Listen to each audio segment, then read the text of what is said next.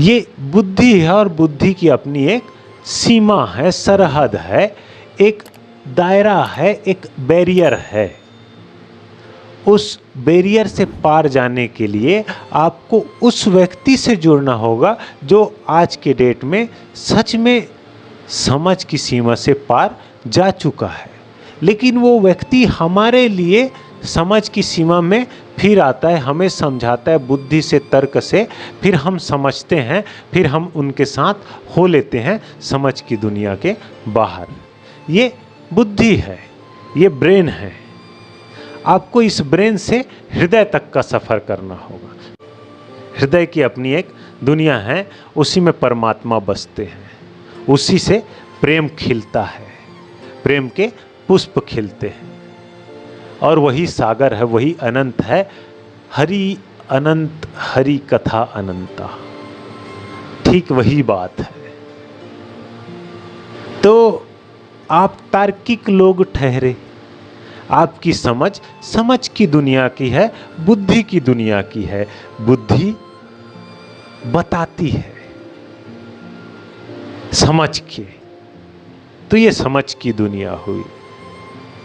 बुद्धि से विज्ञान है, अंततः विज्ञान ही सत्य है जो हमें दिखा सके। बुद्धि की दुनिया का भगवान विज्ञान, हृदय की दुनिया का भगवान परमात्मा।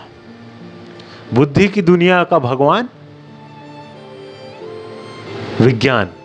विज्ञान तक पहुंचने के लिए किसी विधि से गुजरना होगा, वैज्ञानिक होना होगा, तो आप वैज्ञानिक कहलाएंगे। हृदय की दुनिया परमात्मा की दुनिया है, प्रेम रास्ता है, प्रेम से परमात्मा को पाया जा सकता है। तो बुद्धि की अपनी अलग समझ है, हृदय समझ के परे की बात है। तो हृदय की बात समझ में नहीं समाएगी, समझ से परे जाना होगा। और समझ के परे कैसे जाएंगे? कोई आपको साथी चाहिए जो समझ के पार जाके देख चुका है, और समझ के पार से ही हमें आवाज़ देगा। और आप समझ की दुनिया में रहते रहते उनकी हल्की सी गूंज सुन सकते हैं, ध्यान से, होश से, इसी कान से। ध्यान से, होश से, समझ से, इसी कान से बारीक ध्यान लगाना होगा।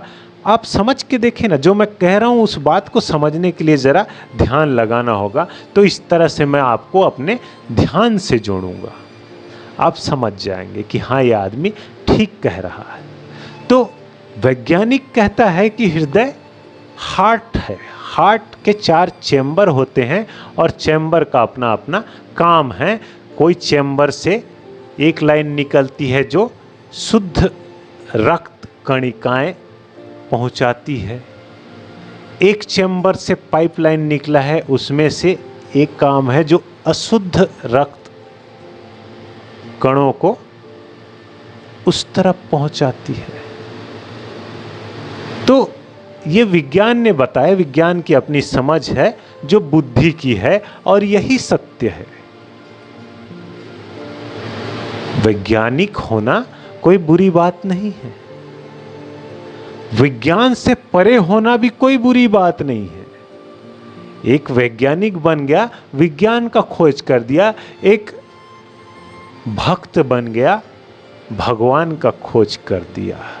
अब उस भक्त की क्या गलती कि उसका भगवान ऐसे इस आंख से नहीं दिखता।